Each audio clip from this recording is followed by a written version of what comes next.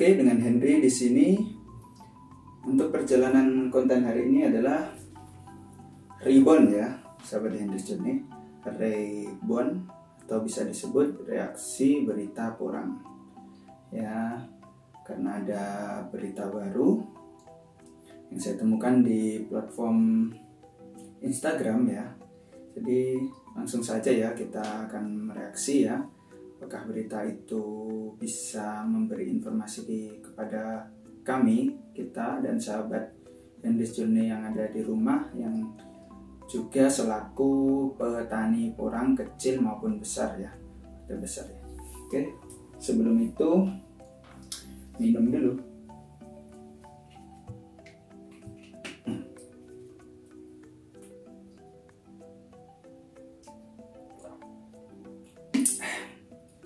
Jadi ini adalah gainer ya, gainer untuk menambah berat badan ya bagi sahabat Hendris yang kurus cungkring, ingin berat badannya naik, makan banyak juga nggak naik-naik, bisa konsumsi gainer ini. Yang belum tahu videonya setelah saya pernah unboxing dan review, saya sertakan linknya di pojok kanan atas ya.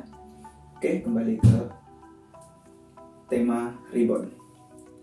Langsung saja ya, nanti saya akan screen recorder ya. Untuk beritanya saya sertakan di sini ya, sahabat yang di kiri ini. Saya record dulu ya. Jadi di bulan Ramadan ini, bulan Ramadan yang untuk di penghujung ya, karena sebentar lagi Idul Fitri ya. Bagaimana puasanya? Saya harap sahabat Hendris di rumah puasanya lancar-lancar saja, dan untuk Idul Fitri nanti kita bisa menikmati dengan keadaan sehat walafiat ya. Oke, sudah saya record ya. Jadi saya sertakan di sini tadi ya, sahabat Hendris. Ini beritanya ada di Instagram ya, sahabat Hendris. Instagram yang mana pemberitaan ini datang dari Bea Cukai ya. Jadi ini adalah kabar bagus untuk kita semua petani porang, karena biasanya ya, bukan pasti, bukan maton atau paten, enggak. Seperti sebelum-sebelumnya, melihat histori sejarah, itu porang akan mengalami kenaikan harga atau harga maksimal itu di Idul Fitri setelahnya ya. Karena itu adalah masa-masa dorman maksimal masa dorman itu sendiri, dan hasil panen, istilahnya panen rayanya porang itu di bulan-bulan itu.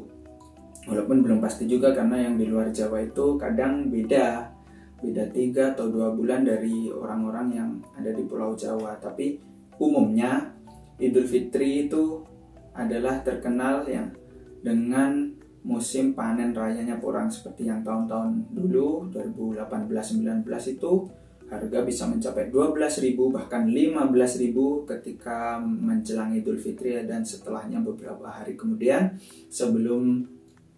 sampai sekarang ini yaitu merosot sampai ya, sahabat Hendris, sahabat petani porang juga tahu sendiri ya. Oke, langsung saja ya, saya buka Instagramnya. Tadi udah saya simpan ya postingannya. Saya simpan postingannya, jadi langsung saja kita melihat ke disimpan terus. Nah, ini dia. Terlepas dari intensi ini yang sekarang lagi riuk-piuk ya, banyak ya. Intensi ini kan sekarang lagi beredar viralnya itu, banyak kecaman dari netizen karena banyak track record dari beberapa oknum yang buruk ya. Bukan semuanya, enggak. Walaupun sebagian masyarakat ini memandang ini instansi udah seperti ya buruk sekali lah. Tapi sebenarnya kita tidak boleh seperti itu ya, sahabat Hendris. Karena pasti banyak orang baik atau orang yang benar di instansi ini, itu pasti ada. Cuma karena viral berita itu yang menyebabkan seakan-akan instansi ini buruk dan lain sebagainya ya, itu terserah opini ya, opini dan pendapat subjektifnya setiap orang berbeda-beda. Saya tidak akan membahas itu karena saya juga bukan pegawai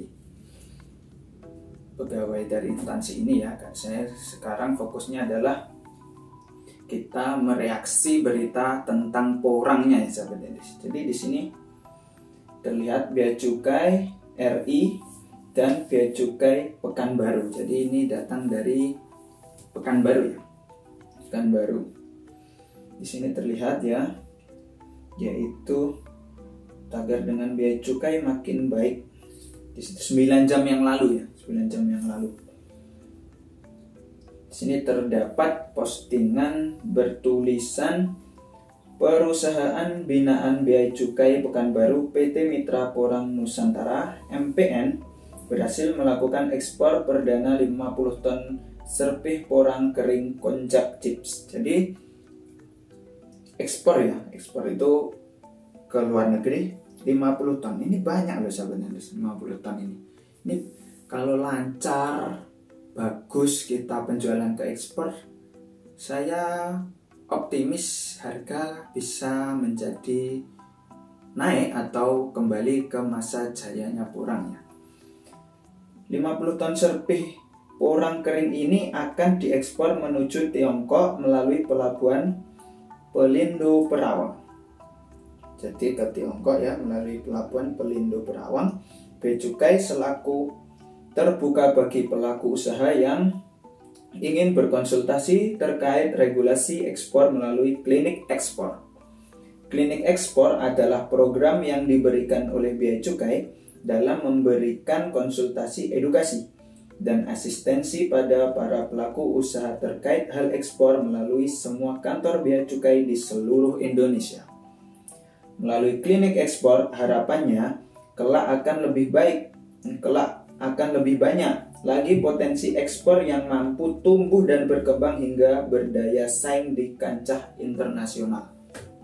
Jadi ini adalah seperti batu loncatan untuk para petani besar dari porang kecil itu bersinergi untuk mengekspor.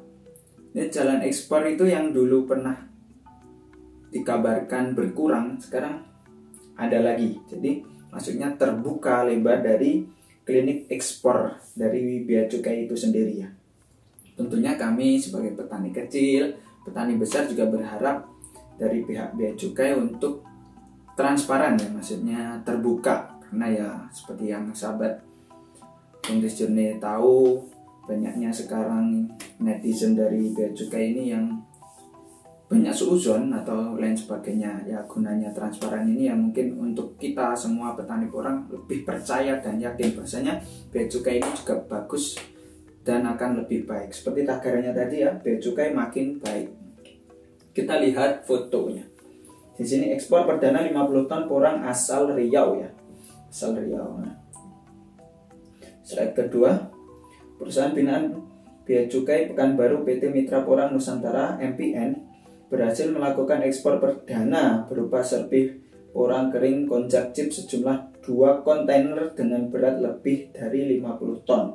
Kegiatan ini dilaksanakan di PT Mitra Porang Nusantara Pinang Sebatang Barat, Perawang, Kabupaten Siak, Provinsi Riau pada Rabu 05/04, jadi tanggal 5 bulan April. Masih baru, sekarang tanggal berapa? Tanggal 18.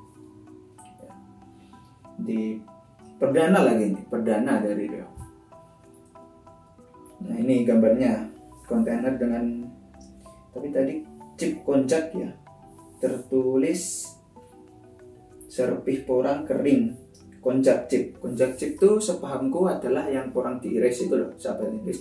Diiris kecil-kecil terus dikeringkan agar supaya daya tampung untuk ekspor itu lebih simple, lebih tidak terlalu makan ruang yang banyak. Kalau sak blender kan kayak ya ngabisin, karena bulat-bulat itu masih banyak rongga-rongga. Nah kalau dibikin chip itu lebih padat, volumenya lebih rapi dan tertata ya. Terus yang tadi porang ke Tiongkok 50 ton serpih porang kering ini akan diekspor menuju Tiongkok melalui pelabuhan Pelindo Perawang di bawah pengawasan kantor bea cukai Pekanbaru. Sebenarnya kalau kita mengikuti aturan yang ada ya, kayak ekspor sudah difasilitasin tadi dari klinik ekspor, itu mungkin bisa bangkit ya, orang Nusantara Indonesia ini bangkit dan menyejahterakan ya, harapannya bisa menyejahterakan petani porang dari kecil sampai yang besar. Oke, lanjut. Bea Cukai selaku terbuka bagi pelaku usaha yang ingin berkonsultasi terkait regulasi ekspor. Sangat terbuka. Kami memiliki klinik ekspor yang siap membantu para pelaku usaha untuk melakukan ekspor. Jadi Bea Cukai itu welcome ya. Di sini terterang welcome untuk yang pengen ekspor. Itu tadi sudah ada misal dari Pekanbaru itu perdana, mungkin akan dibantu. Kalau banyak ekspor ke luar negeri, niscaya harga ini akan membaik dan bisa menyejahterakan sampai ke akar, yaitu petani porang kecil ya. Ya itu harapan ya, semoga cepat ya, maksudnya cepat bangkitlah untuk porang Indonesia ini. Klinik ekspor adalah, ini pengertian klinik ekspor sahabat ini. Klinik ekspor adalah strategi bea cukai untuk memfasilitasi ekspor para pelaku usaha. Strategi yang dilakukan antara lain edukasi mengenai prosedur ekspor, pemahaman literasi mengenai peraturan dan ketentuan terkait ekspor, asistensi sebagai upaya memberi solusi atas kendala yang dialami pelaku usaha, dan koordinasi dengan kementerian atau lembaga dan instansi daerah terkait. Melalui kegiatan klinik ekspor bea cukai diharapkan dapat mendorong potensi komoditas ekspor dari berbagai wilayah Indonesia untuk dapat bersaing di pasar internasional. Nah, ini sudah terakhir ya.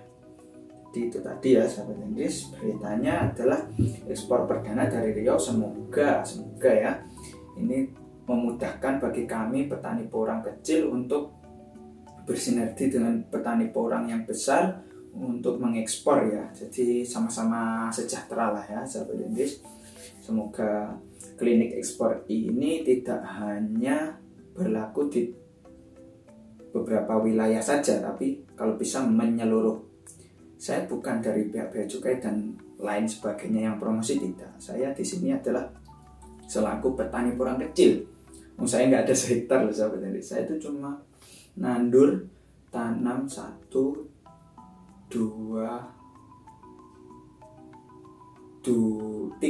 kotak doang loh. 3 kotak pun kotaknya kecil ukurannya. Kalau dipanen paling nggak ada seton, nggak ada. Paling ya 3-4 kintalan aja. Dulu modalnya karena saya modal dari katak yang kecil segini ya. Udah lama itu. Dan seiring berjalannya waktu, dulu tuh saya semangat ya. Semangat ketika harga masih bagus. Sekarang harga anjlok itu udah saya jarno ya. Saya biarkan maksudnya biar yang penting tetap tumbuh seperti habitatnya, kan liar ya porang itu aslinya. Ya seperti itu aja ya kita reaksi berita porang tadi ya. Intinya saya dan sahabat Hendris yang berkecimpung di dunia perporangan ini berharap ya dari Indonesia sendiri, dari pemerintah Indonesia sendiri mensupport ya, sehingga kami bisa sejahtera dari satu sektor ini juga bisa menyejahterakan kami ya. Dan karena sejarahnya dulu aja udah pernah naik loh, kenapa nggak bisa seperti dulu lagi gitu. Walaupun kendalanya ya, karena dulu turun itu supply and demand-nya ya, karena supply-nya terlalu melimpah dan demand-nya berkurang. Kalau sekarang ekspor sudah bisa bukan bebas ya, seluas ini ya, karena dipermudah dan difasilitasi bea cukai tadi, sehingga kita bisa ekspor ke seluruh negara luar negeri, sehingga bisa bersaing di kancah tadi internasional. Saya yakin walaupun Indonesia menanam porang yang banyak, kalau kita bisa mengekspor ke berbagai negara seluruh dunia, mungkin ini bisa tetap menampung ya, mungkin ya, karena ini opini saya sendiri ya, subjektif saya, bisa menerima sehingga tidak ada istilah orang Indonesia terlalu banyak dan kebutuhan masih terlalu sedikit, harga menurun. Itu sehingga itu bisa teratasi dengan adanya ekspor yang difasilitasi tadi, sehingga itu tadi ya, sebanyak apapun harga tetap stabil ya, nggak usah muluk-muluk sampai 12 atau 15 itu nggak usah ya, karena itu terlalu cuan sebenarnya. Karena dulu sampai waktu harga-harga segitu ya, namanya booming ya, boomingnya itu sampai keuntungan yang fantastik banget ya bagi petani porang. Tapi ya sebenarnya di atas 5.000 aja lah, 6.000, 7.000, 8.000 itu sudah bisa lah dijadikan sektor pertanian yang lumayan menjanjikan, seperti jagung dan lain sebagainya. Itu jagung kan stabil, dia tidak pernah, maksudnya harga terendah itu tidak pernah sampai 2.000 atau 2,5, itu hampir tidak mungkin. 3.000 itu aja udah jelek banget lah. Porang dari yang bagus dulu 15 sekarang bisa sampai menyentuh 2.000 loh. Itu kan seperti why. Pertanyaan bagi kami petani porang, apa yang salah? Benarkah supply atau kepunyaan Indonesia itu terlalu banyak sehingga pembutuh, negara yang butuh atau pengkonsumsi itu saking sedikitnya? Apakah itu benar-benar terjadi atau ada masalah dan problem lain? Ya saya tidak tahu ya, saya hanya petani kecil ya. Intinya itu, semoga adanya reaksi ini, kalau ada dari pihak pemerintah yang menonton atau sebagai atau lain sebagainya, semoga ini dapat memberi perubahan bagi kita sehingga petani porang kecil tetap semangat menandur, hasil nggak usah muluk-muluk, yang penting stabil dan tidak ada kerugian yang besar bagi kita petani porang ya.